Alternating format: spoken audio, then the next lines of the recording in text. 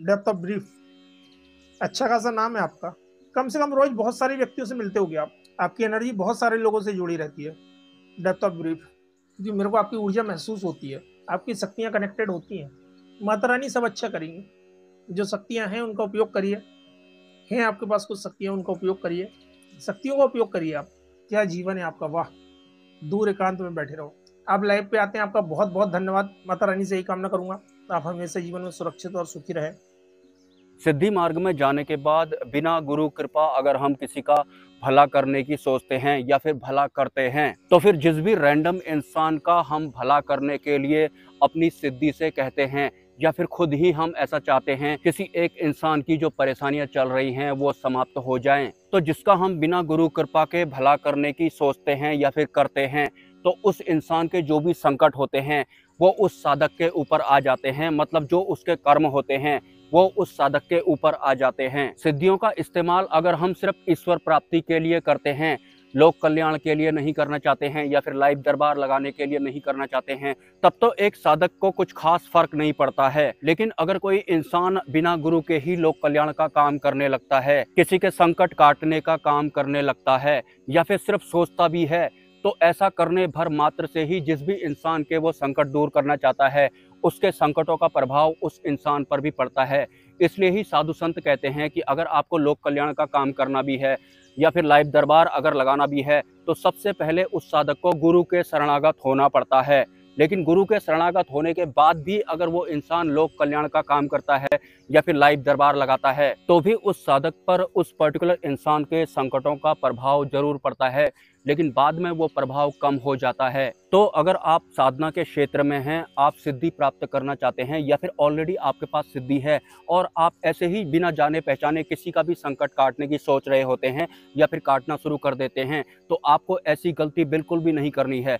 क्योंकि आप जिस भी पर्टिकुलर इंसान के संकट काटने की सोच रहे होते हैं, आपको नहीं पता कि वो किस प्रारब्ध के साथ इस फिजिकल वर्ल्ड में आया हुआ है। कहीं वो अपने प्रारब्ध की सजा तो नहीं काट रहा है। इसलिए भी आपने जो लाइव दरबार होते हैं उसमें अक्सर देखा होगा कि कुछ कुछ लोगों की ही बारी आती है, गिने चुने लोगों पर ही माता पराशक्ति की कृपा होती है। क्योंकि माता पराशक्ति को पता होता है कि कौन सा इंसान प्रारब्ध के साथ इस संकट में आया है या फिर हमारे दरबार में आया है। हालांकि ऐसा बिल्कुल भी नहीं होता कि अगर माता पराशक्ति के दरबार में जाने के बाद या फिर लाइव दरबार ज्वाइन करने के बाद आपका टर्न नहीं आ रहा है तो आपको ऐसा बिल्कुल भी नहीं समझना है। हो सकता है कि मैं अपने प्रारब्ध की सजा काट रहा हूँगा, इस वजह से ही मेरा टर्न नहीं आया होगा। तो सिद्धि प्राप्त करने के बाद, गुरु के शरणागत होने के बाद भी आपको सोच समझकर कदम उठाना होता है। ऐसे ही किसी का भी आपको भला नहीं कर देना होता है, ऐसे ही किसी को आशीर्वाद नहीं दे देना होता है। मुझे 2-4 कमेंट्स भी आए थे कि वो बोल रहे थे कि मैंने किसी इंसान के संकट काटने की सोची तो उसके बाद मेरी लाइफ में कुछ अलग ही हिसाब से होने लग गया, मतलब मेरे साथ कुछ बुरा होने लग गया।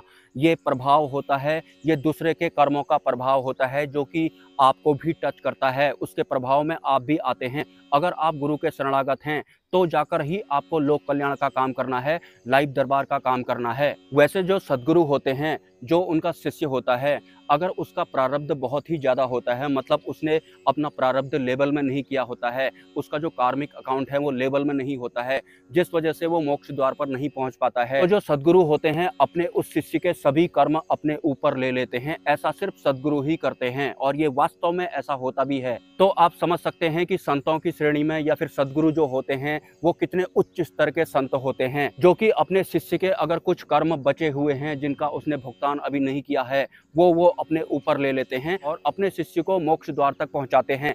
ऐसा ओनली सद्गुरु ही करते हैं। और कल मेरी एक उच्च स्तरीय तांत्रिक से लाइव में बात हुई थी, जिनके जो गुरु हैं वो संत हैं।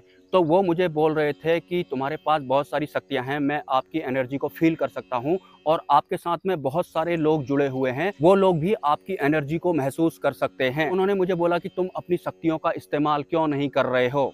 तो मैंने उन्हें बोला कि मेरा जो रास्ता है थोड़ा अलग मैंने चुना हुआ है।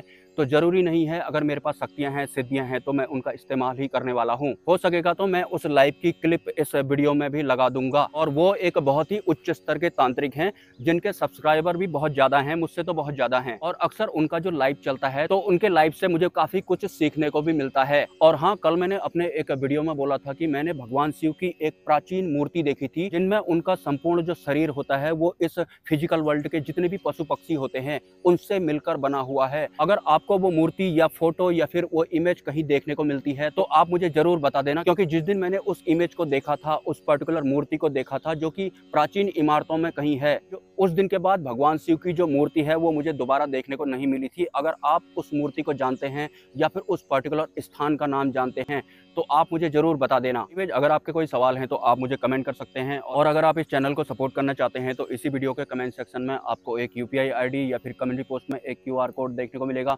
स्वेच्छा से आप सपोर्ट कर सकते हैं, कोई जबरदस्ती नहीं है। मिलते हैं नेक्स्ट वीडियो में। ब्रह्मा, विष्णु, महेश, जय मां पराशक्ति।